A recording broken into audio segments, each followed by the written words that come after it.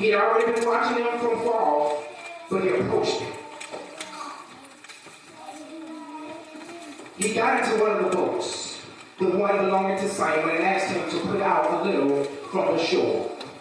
Then he sat down and taught the people from the boat. Now, they had already been there because Jesus was teaching them at the shore of the lake. Are y'all with me? And as Jesus taught, he looked out from afar and recognized that the boats had came in and the men had begun to wash their nets. Because you don't want to be obedient to what God is telling you to do, amen? He tells some of you to go right and y'all bust the left, amen? When your blessing is sitting right there on the right. He tells you to do something and in your disobedience, you miss your blessing, amen? But if you just stand firm, and hearken the word of God, he is telling you that if you follow me, I'll make you fishers of men.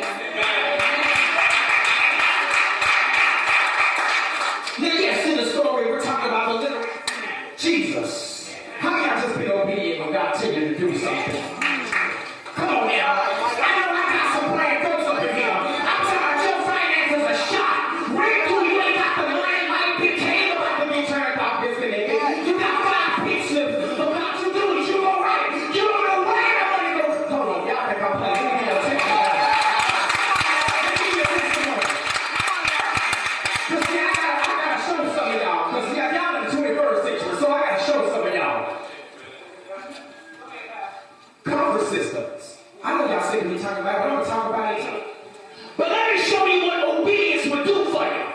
First, God sent somebody that said, keep the heat on until the end of the month in my name, and I'll pay for it. 2 whole weeks of heat. That's literally half a month, amen? That's that much for being obedient. We just gotta pray and breathe, amen? Pray and keep moving forward.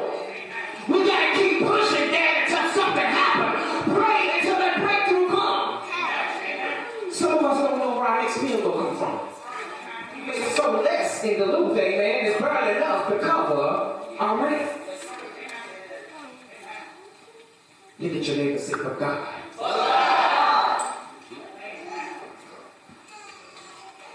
So as a pastor, I weary too. I'm not exempt from wearing, amen. Watch it out. I'm not exempt from wearying. So instead of focusing on what we don't have, I have been focusing on what we do have. Amen. And instead of me getting caught up on what I wish we had, I'm praising God for what we got. Amen. Me and Dennis was at the church, one of the churches we played at this morning, and Dennis puts up the program. And on the program, they record what they took in last week in offering. And when Dennis showed me what the church took in, I promise y'all, if you take everybody on this side of the church out, this is about how many people they had in the church, in the whole church. And he brought in $8,000. I almost hit the floor. I almost heard the pastor message. Pastor, can I borrow 5? Can I get 20? But you know what that shows me? That shows me that the members have faith in God for what they are doing for their church. Jesus. I'll be a cheerful giver. Because we know that God is going to bless us when we take care of our church first. When we take care of our tithes and our offering, God always bless. He always show up. I know some of y'all probably say right here, I know this nigga did not ask me for no $2. I just gave my offering. This is the last $2 I got. He is not giving us $2. But what we miss is that obedience is always better than a sacrifice. Amen? Amen. And no, I know our church don't have a lot of members that are blue collar workers. So I don't stand up and ask for $25 and $100 seed and $1 million seed. Amen. All I'm asking for is what you give. I don't have a lot of money, but all I can do is look at them and say, hold on, children, the best is yet to come. You see, as long as you try to fix the problem yourself, you make things worse. How many of us say, hey, I made things worse? I was right there. I probably could have been approved for my Social Security by now, but no, I had to go to Best Buy and get a job. Office this weekend, we were talking about our Social Security benefits that we don't yet have. I say yet because we praise and hoping that God bless us with something. So I was telling Daryl, you know, all they're going to give you is $2,222 off the back on your back pay. Because I used to work for the Social Security Administration. He said, well, Pastor, I have to call J.G. Whitworth. I need my money to God, amen?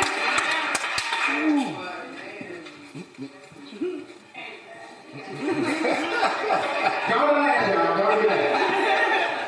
See, the Bible says that when Jesus was nailed to the cross, every sin that we have ever committed was nailed to that cross. Our sins have been bought and paid for by the blood of Jesus. How many of y'all believe in that? There's an old song that says, I know it was the blood that saved me. You have to understand where we come from as a church. You have to understand how we started, amen. You have to understand that in your life. That's all that matters. That's all that matters. How many of you all pray throughout the day? How many of y'all pray throughout the day? That's wisdom. I think I talk to my mothers more than I talk to anybody. And I probably argue with my mothers more than I argue with anybody too. But when you talk to mothers, that's wisdom. Why? Because they've been there, done it, graduated, got a cap down. They're still living to tell the story, amen? And as many mothers sitting in her living room talking, Rochelle was ready to go. But I was having a good old time, y'all. And me and Mama sitting there before you, and I was happy. I was excited to share the word of God with someone that has walked the walk and walked the journey. Somebody that hasn't always also walked the church, but they talking about it. That's a blessing. See, we take for granted. We take it for granted life. We take it for granted our husbands and our wives. Baby, I love you. I don't take it for granted, amen? See, we take for granted our relationships. Amen. We take for granted that our men that get up and they making much money, but he'll go to work, amen? Some of us ladies take that for granted. Then when we get a knucklehead, oh, I'm sick of him. I know you're not. You picked it up. Can I get a witness? Your situation, change your situation. The best is yet to come when you make a choice, amen? Oh, I got somebody mad at me. Oh, I'm sick of him. That's all right. Be sick of it. There's a Twinports church around the corner. They gonna tell you what you want to hear. I'm gonna tell you what God loves, and that's the truth, amen. I need us in this church to understand and ascertain. That's the Greek word for a big process, y'all. Black folks ain't got nothing to do with why is that? Because we can't work together. I put out more fire for the church restoration than any pastor in the week ever have had to put out. I'm arguing at folks that ought to be together, and yet y'all are arguing with one another. You want to know why you're arguing? Because you ain't picking up your Bible. See, you pick up your Bible and read your word, you will learn that the first step in having anything is loving your brothers and sisters in Christ, amen? It's not turning your back on your brothers and sisters when they really, really need you. Mama, I sure would hate for you to bless them. Amen? I'm going to tell you why. Let me tell you something. Church, this is you. In order for us to move forward as a ministry and understand that the best is yet to come, we have to believe in God and absolutely everything in our life, church. Change it, but you cannot change it if you are not leaning first on God, amen? In your will, you send me where you want me to go. God, you let the doors open up. Because see, what God opens, can't no man close. goes, amen. That's for real. That is for real, church. I was on the phone last night. You gotta be careful who you're talking about. First, I'm not gonna talk about you to nobody, because I don't know who your friends are, amen. You know what I'm saying? You could be friends with Sister Regina, and I don't know that, and I'm just running you in the ground. So what happened was I sent a letter to an organization here in town, asking them to help us get our utilities on in our name. And I didn't tell them to give us the money, I asked for it as a loan. But what happened was, one of the main African-American gentlemen in town shot it down. You would think that they would be proud of a young man that came from Dallas, Texas, that was born and raised in the projects, that came here and tried to do something better. I don't take a salary. I've never asked the church for a salary. I never will. This is my baby. Y'all my babies. I love y'all. I don't know why y'all able to give me a salary, amen. We got this 14,900 square foot building because God said so. When God can be for you, who can be against you, amen? That's what that, see, I want you all to understand that guess what? My blessings are coming because of my obedience, amen? And your blessings are come out of your obedience. If you believe that the best is yet to come in every situation in your life, then you will get the best. But if you keep thinking that you will never have anything, then you won't have anything. I preached a few months ago about negative people. Who was in service when I talk about negative people? $16. And they angry because you be $16. They ain't never progress.